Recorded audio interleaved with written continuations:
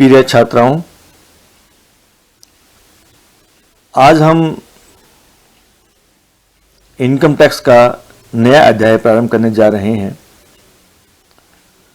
यह है मकान संपत्ति से आय, इनकम फ्रॉम हाउस प्रॉपर्टी। इस अध्याय को मैंने दो हिस्सों में बांटा है। पहला हिस्सा कुछ सामान्य बातें हम लोग पढ़ेंगे और दूसरे हिस्से में आय ज्ञात करने का प्रैक्टिकल पार्ट, उसकी चर्चा करेंगे, उदाहरण करेंगे और हर सूत्र को उदाहरण, छोटे छोटे उदाहरणों के माध्यम से करके देखेंगे।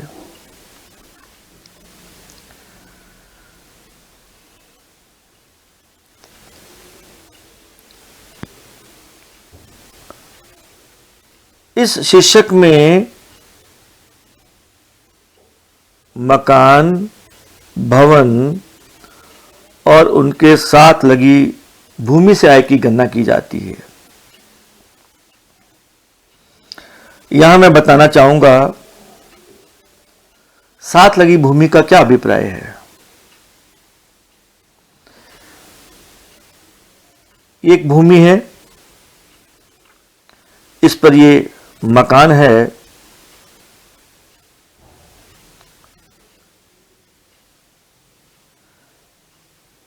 इस मकान को किराए पे दिया जाता है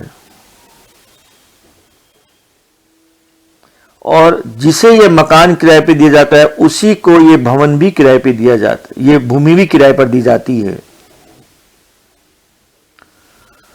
तो इस मकान को किराए पर देने और उससे साथ लगी भूमि को भी उन्हीं को किराए पर देने से जो आय होगी वो इनकम फ्रॉम हाउस प्रॉपर्टी में दिखाई जाएगी। मैं उदाहरण चेंज करता हूं।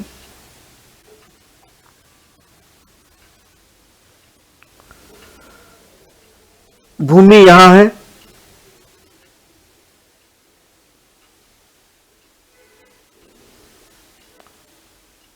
मकान उससे दूर है।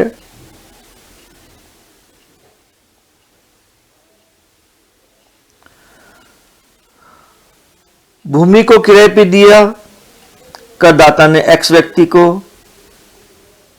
मकान भी किराए पर दिया करदाता ने एक्स व्यक्ति को। अब मकान से होने वाली आय तो हाउस प्रॉपर्टी में आएगी, परंतु भूमि से होने वाली आय इसमें नहीं आएगी। इसका कारण यह है कि भूमि साथ लगी होनी चाहिए। बिल्डिंग एंड अटैच्ड लैंड, पहले वाले उदाहरण में लैंड के ऊपर भवन था और इस उदाहरण में लैंड अलग है, भवन अलग है। तो पहला पॉइंट हुआ the income only from the building और from the building and attached land, वो उसी की इनकम इस चैप्टर में दर्शाई जाती है। मकान भवनों में हर तरह के भवन शामिल है, चाहे रहने के काम आते हो, चाहे उसमें दुकान चलती हो, या उसमें कारखाना हो, या ऑफिस में यूज होता हो, स्कूल कॉलेज चलते हो, हॉस्पिटल हो, सिनेमा घर हो, स्टोरेज के लिए जगह हो, पार्किंग का प्लेस हो, परंतु मकान, भवन हर तरह के शामिल होंगे। अस्थायी रूप से लगे तंबू, टेंट, झोपड़ी इसमें नहीं आते हैं।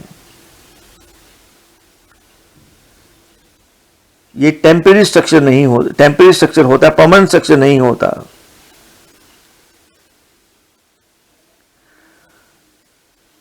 उदाहरण के लिए हम देखते हैं पार्क में शादी हो रही है, उस पार्क में टेंट लगाकर एक भवन सा निर्मित कर दिया जाता है। ये टेम्परेरी है।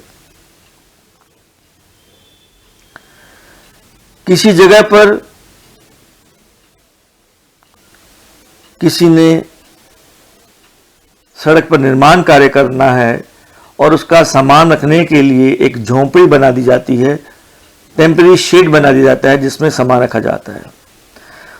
उन सभी को हम लोग अस्थायी स्ट्रक्चर कहते हैं और इनसे होने वाली इनकम हाउस प्रॉपर्टी में शामिल नहीं होती है।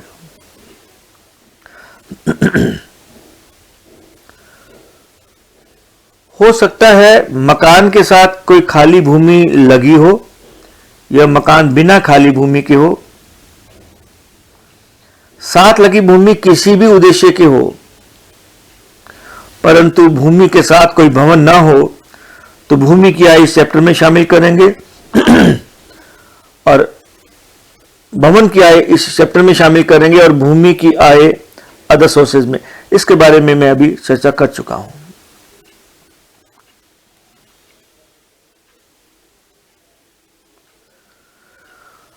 हाउस प्रॉपर्टी चाहे इंडिया में हो या फॉरेन कंट्री में हो, अगर करदाता ओवर है तो हमने पढ़ा था उसे भारत से बाहर अर्जित 12 से बार प्राप्त आय पर भी भारत में कर देना होगा। तो विदेश में जो मकान है उस पर भी इनकम कैलकुलेट करनी होगी और इनकम कैलकुलेशन फॉरेन कंट्री के रूल्स के अनुसार नहीं होगी। इनकम की कैलकुलेशन भारतीय आयकर अधिनियम इंडियन इनकम टैक्स एक्ट के अनुसार की जाएगी।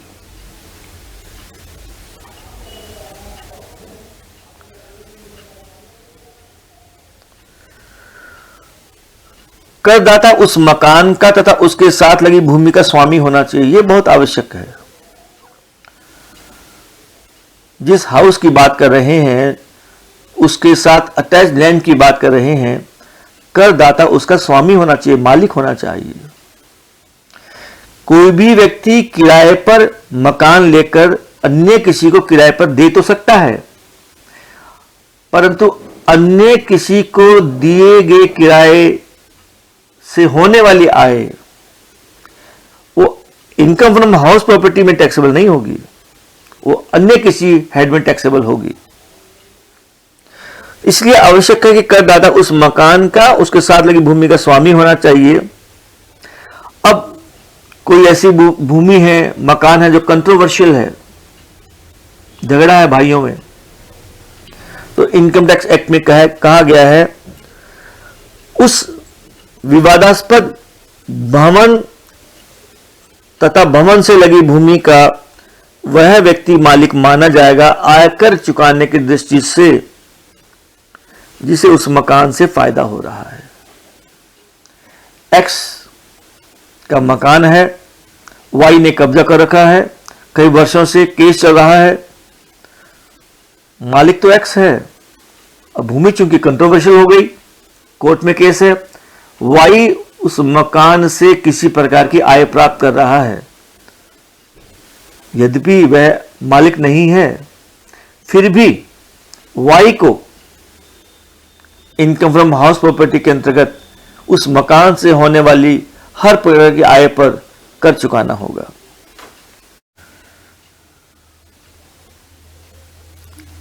कुछ ऐसी परिस्थितियां होती हैं जिसमें होने वाले किराए की आय को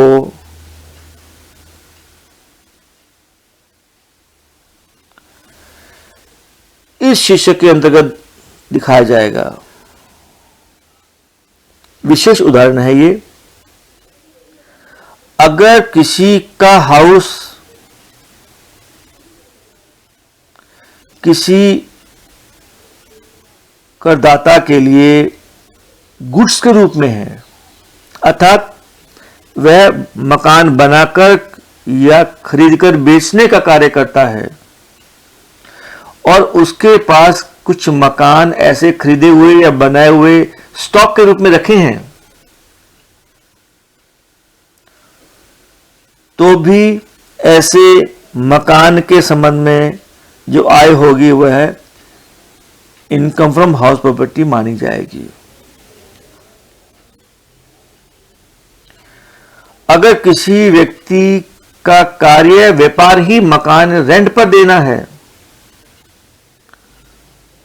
तो होने वाली रेंट की इनकम भी इनकम फ्रॉम हाउस प्रॉपर्टी मानी जाएगी। यदि किसी बिजनेस ऑर्गेनाइजेशन के पास कुछ ऐसे हाउसेज हैं जो उसने किराए पे उठा दिए हैं, ऐसा करना बिजनेस नहीं है, परंतु उस ऑर्गेनाइजेशन के पास में ऐसे हाउसेज हैं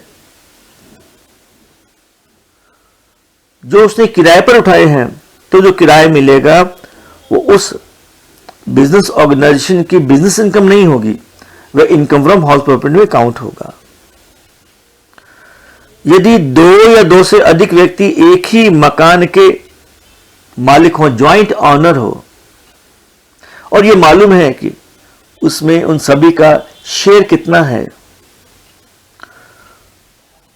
तो सभी के शेयर के संबंध में इनकम फ्रॉम हाउस प्रॉपर्टी अलग अलग कैलकुलेट करेंगे और वे अलग अलग उन पर कर चुकाने के लिए रिस्पॉन्सिबल होंगे।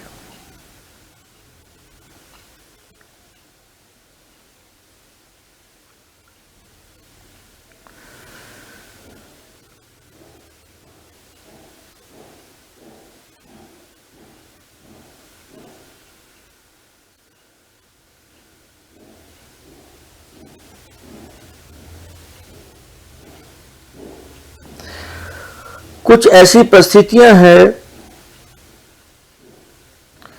जब किसी भी शीर्षक में मकान से होने वाली इनकम को शामिल ही नहीं करेंगे, हमने कैलकुलेशन ही नहीं करना। यदि कोई करदाता अपने किसी हाउस का यूज, हाउस एक हो सकते हैं, अनेक हो सकते हैं, हाउस का यूज अपने खुद के बिजनेस के लिए, खुद के या अपने खुद के प्रोफेशन के लिए करता है, तो ऐसे हाउस पर इनकम की कैलकुलेशन नहीं करेंगे। किसी भी व्यक्ति का कृषि भूमि पर अथवा उसके पास में बना हुआ मकान, उससे आए, उसको भी एग्जम्प्ट करते हैं, उसे भी इनकम फ्रॉम हाउस प्रॉपर्टी में शामिल नहीं करते हैं। एग्रीकल्चर इनकम जब मैं आपको समझाऊंगा तब इसके बारे में विस्तार से बताऊंगा। भारतीय रियासत के राजा के एक महल का वार्षिक मूल्य, x ruler, any one palace, उसको भी एग्जाम्प्ट किया गया है। ऐसे पैलेस से होने वाली इनकम को भी हम इनकम फ्रॉम हाउस प्रॉपर्टी में शामिल नहीं करते।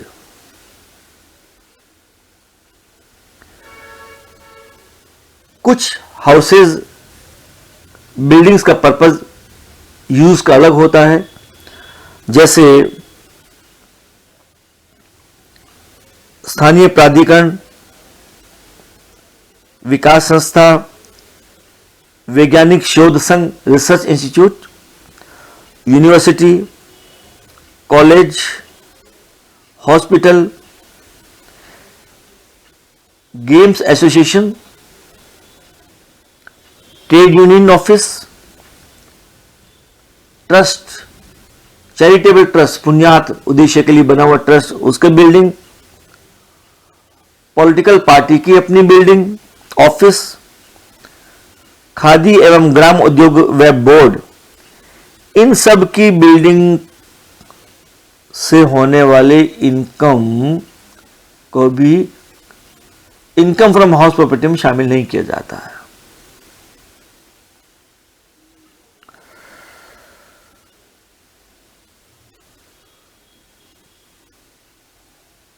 उसके अलावा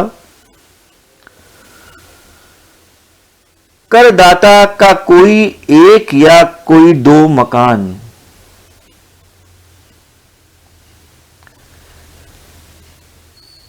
जिसका उपयोग वह हमारे लिए प्रीवियस ईयर 2019-20 के दौरान रहने के लिए करता है,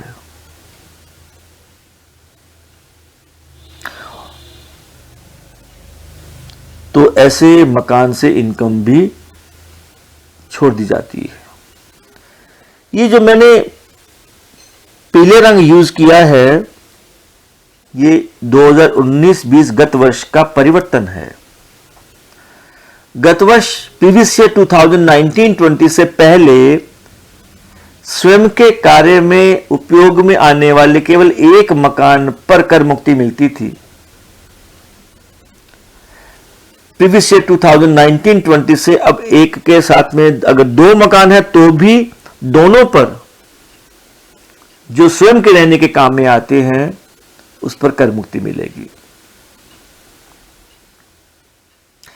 यदि उसके पास में एक मकान है जिसका गत वर्ष के दौरान कोई उपयोग नहीं किया है, पूरे वर्ष पर्यंत वह वैकेंट रहा है,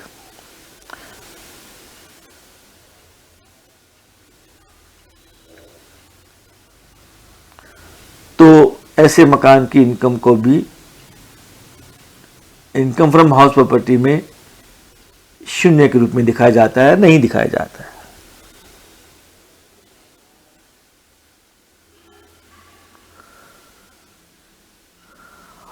एक और नियम है कि करदाता के पास में एक ही मकान है जिसमें वह वर्ष पर्यंत नहीं रहता।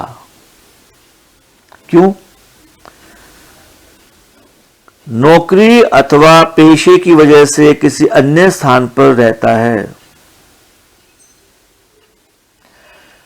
अन्य स्थान पर रहता है, वहां भी उसके पास कोई मकान अपना नहीं है। जिस शहर में उसका अपना मकान है उसका उपयोग भी वह कुछ नहीं करता, किराए पर नहीं देता, अन्य कोई उपयोग नहीं करता है। तो ऐसी स्थिति में उसके अपने मकान की इनकम को शून्य माना जाएगा।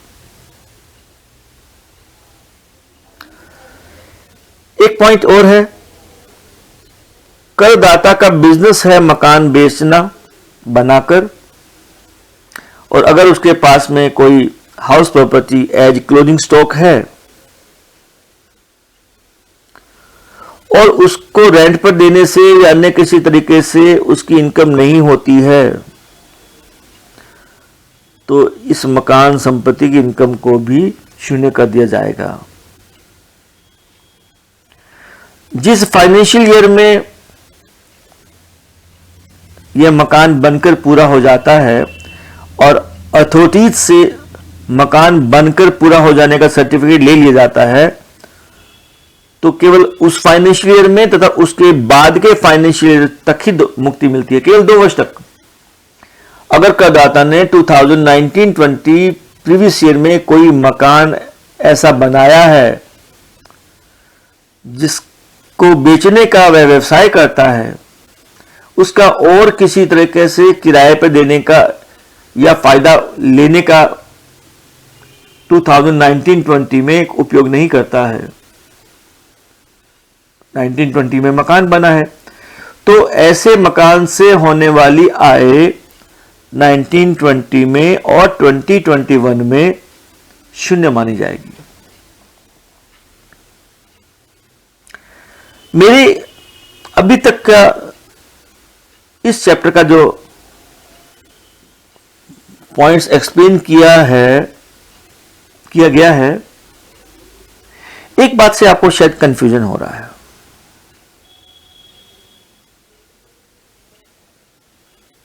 वो कंफ्यूजन ये है, मैं कहता हूं मकान से आय होने पर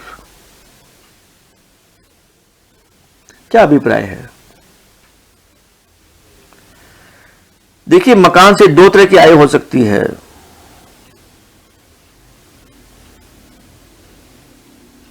मकान से दो तरह की आय हो सकती है। मैं एक खाली स्क्रीन ले रहा हूं। एक तो इनकम होती है रेंटल, दूसरी इनकम होती है सेल करने पर।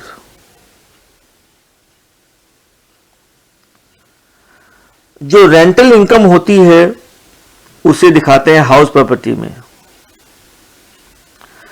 और जो सेल करने पर इनकम होती है उसके लिए हम चैप्टर पढ़ेंगे जिसका नाम है कैपिटल गेन, इसे वहां दिखाएंगे।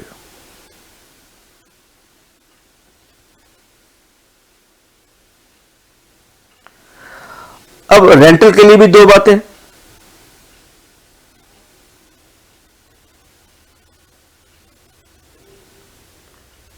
रेंट पर दिया है,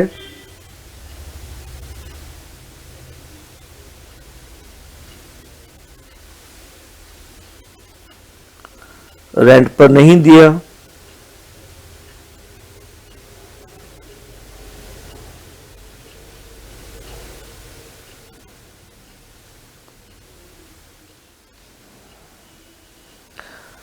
जिस मकान को रेंट पर दिया है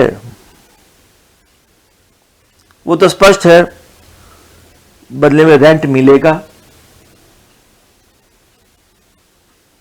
जब रेंट मिलेगा वह हमारी इनकम हो गई। जिसको रेंट पर नहीं दिया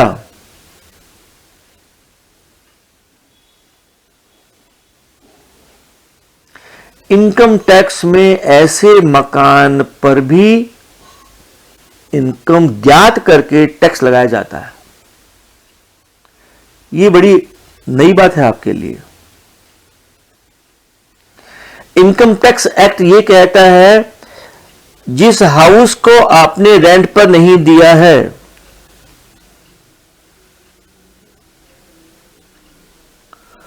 परंतु उस हाउस की रेंट अर्न करने की कैपेसिटी है, उस मकान की किराया कमाने की क्षमता है। अगर आप रेंट पर नहीं देते तो यह आपकी गलती है। उसकी किराया कमाने की क्षमता के आधार पर उसका काल्पनिक किराया लिया जाएगा और उस काल्पनिक, जिसको कहते हैं नोशनल रेंट,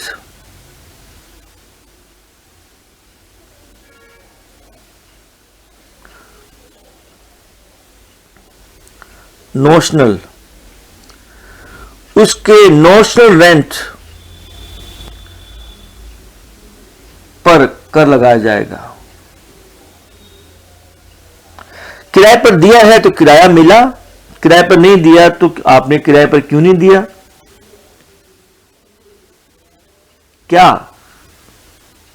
उन प्रावधानों में आप कवर होते हैं जिसके अनुसार किराए मकान की आय को शून्य माना जाता है?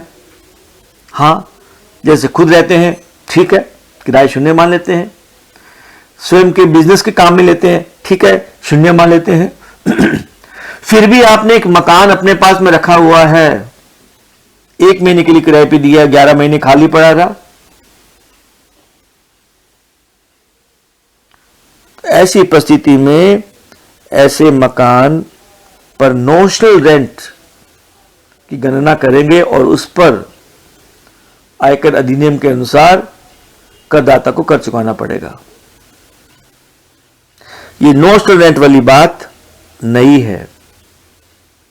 इसको हम यूं कहते हैं कि किसी भी व्यक्ति के पास में यदि कोई मकान बना है तो उस मकान पर आय की गणना करनी होगी। वह आय की गणना वास्तविक हो सकती है या वह आय की गणना नोशनल काल्पनिक हो सकती है। कुछ ऐसी नोशनल इनकम या काल्पनिक आय होगी जिसे इनकम टैक्स के प्रोविजन के अनुसार जीरो मान लिया जाता है, जिसका हमने उदाहरण पढ़ा था। यह बात आपको ध्यान में रखनी होगी।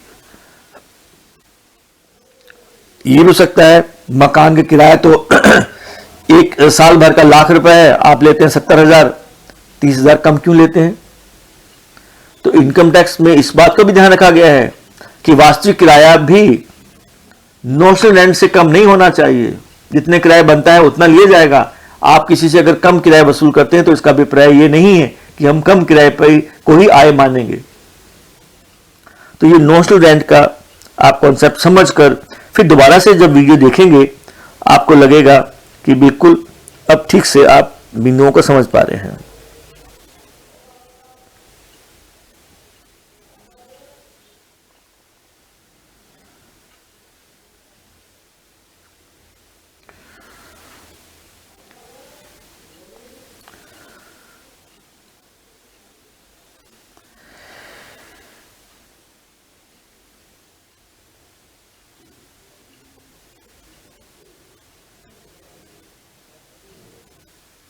अभी हमने यहां तक पढ़ लिया था, हम आगे पढ़ने जा रहे हैं।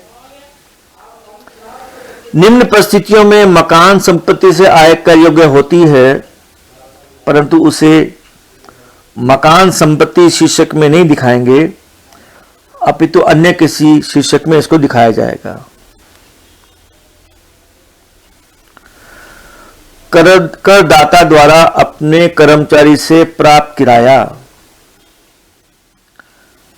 करदाता का अपना कोई मकान व्यापार पेशे के लिए उपयोग में आ रहा है, उसका कोई हिस्सा किसी कर्मचारी को किराए पे दिया जाता है। उस कर्मचारी का वहां रहना करदाता के बिजनेस प्रोफेशन को सही ढंग से चलाने के लिए आवश्यक है। उस कर्मचारी से जो किराया मिलेगा वो बिजनेस प्रोफेशन का होगा, न कि हाउस प्रॉपर्टी का। बड़ा अच्छा सा एग्जांपल है। जो बड़े फैक्ट्रीज होती हैं, बिल्डिंग्स होती हैं, कमर्शियल मॉल्स होते हैं, वहां रात भर ताला लगा के नहीं छोड़ा जाता।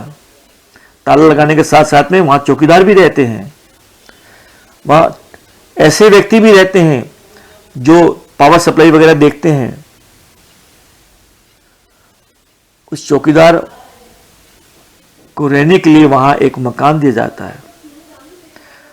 तो यह चौकीदार इसलिए वहां रहता है जिससे व्यापार एवं पेशे को सही ढंग से चलाया जा सके।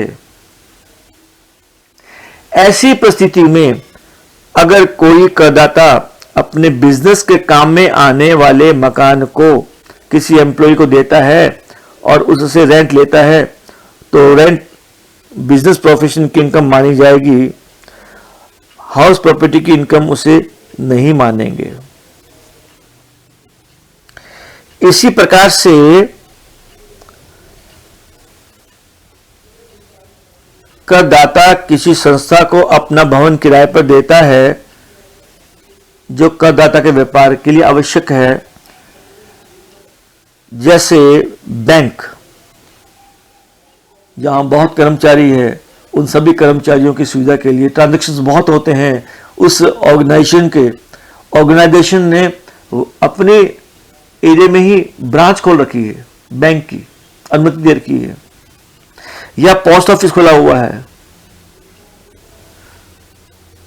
तो ऐसी स्थिति में जिसे बैंक चलाने के लिए भवन दिया है या पोस्ट ऑफिस के लिए भवन दिया है, उनसे प्राप्त किराया भी बिजनेस प्रोफेशन की इनकम मानेंगे, हाउस प्रॉपर्टी की इनकम वो नहीं माना जाएगा।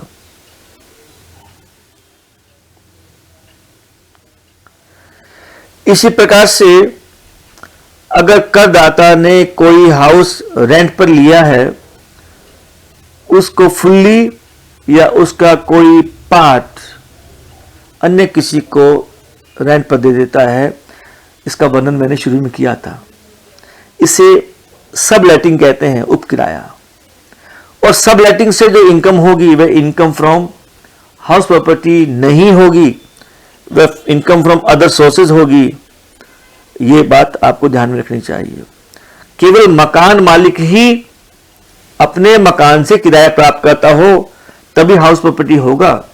अगर किराएदार किराए पर लिए हुए मकान से किराया प्राप्त करता है किसी को देकर, पूरा या हिस्सा, उस जिसे सब लेटिंग कहते हैं, और सब लेटिंग से होने वाली इनकम फ्रॉम अदर सोर्सेज में काउंट किया जाएगा।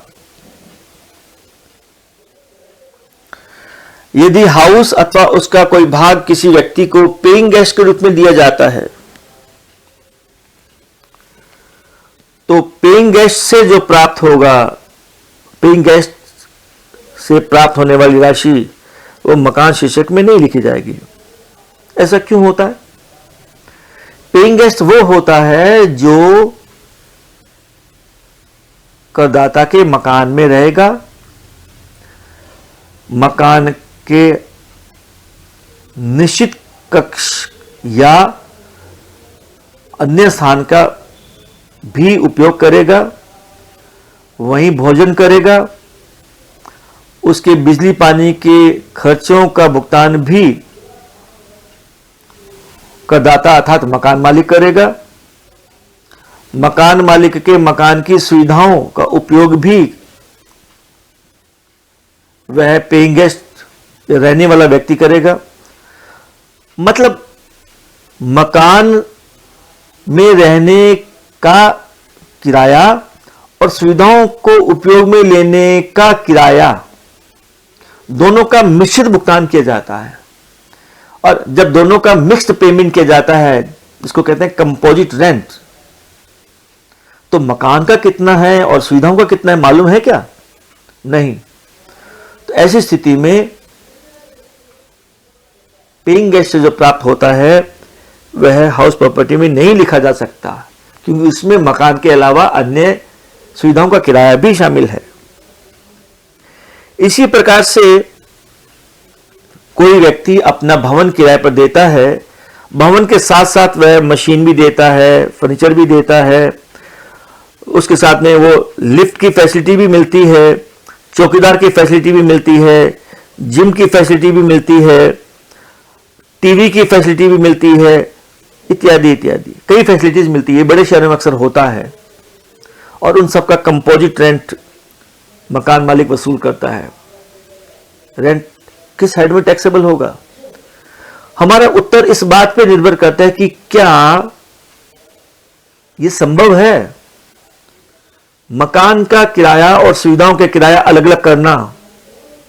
हां, तो मकान का किराया हाउस प्रॉपर्टी में और सुविधाओं का किराया अदर सोर्सेज में ना, तो सारा का सारा किराया, जिसको संयुक्त किराया या कंपोजिट रेंट कहा जाता है, वह टैक्सेबल होगा इनकम फ्रॉम अदर सोर्सेज में, या परिस्थिति के अनुसार business from profit from business profession से।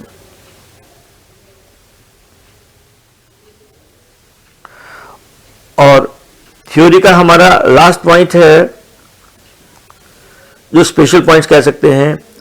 यदि करदाता अपना कोई मकान अपने किसी रिलेटिव को देता है और वह रिलेटिव करदाता पर डिपेंडेंट नहीं है, रिलेटिव बेटा बेटी भी हो सकते हैं, रिलेटिव जीवन साथी भी हो सकता है, रिलेटिव माता पिता भी हो सकते हैं, भाई बहन भी हो सकते हैं, परंतु करदाता पर आश्रित नहीं होने चाहिए, बिना किराए के देता है, यह बहुत थोड़ा किराया लेता है, तो भी इसे लेट आउट मानेंगे। यदि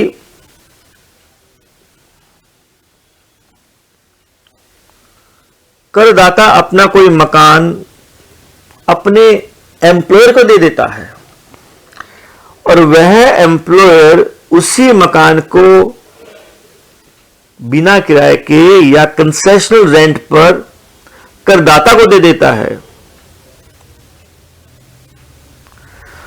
तो ऐसे मकान के संबंध में करदाता को नियोक्ता से जो किराया मिलेगा वो लेट आउट होगा। अर्थात एक्स का अपना मकान, एक्स बैंक में मैनेजर है, एक्स ने वह मकान अपने बैंक को रेंट पर दे दिया, बैंक ने वह मकान रहने के लिए अपने मैनेजर एक्स को ही दे दिया, मतलब जिसका मकान था अब वह उस मकान में एज किराएदार रह रहा है, तो वह उस मकान का किराएदार भी है, वह उस मकान का मालिक भी है, तो मालिक के रूप में उसे जो प्राप्त होगा बैंक से किराया, वह इनकम फ्रॉम हाउस प्रॉपर्टी दिखाया जाएगा, अर्थात इस चैप्टर में टैक्सेबल होगा। यदि एक हाउस के कई हिस्से किए जाते हैं और अलग अलग हिस्से का डिफरेंट यूज होता है, तो सभी को अलग अलग रेजिडेंशियल यूनिट्स मानेंगे, अलग अलग मकान मानेंगे और उन पर इनकम की गणना भी अलग अलग करेंगे। इस बिंदु के बारे में हम पहले पढ़ चुके हैं। तो इस प्रकार से income from house property chapter का ये जो पहला थ्योरी का पॉइंट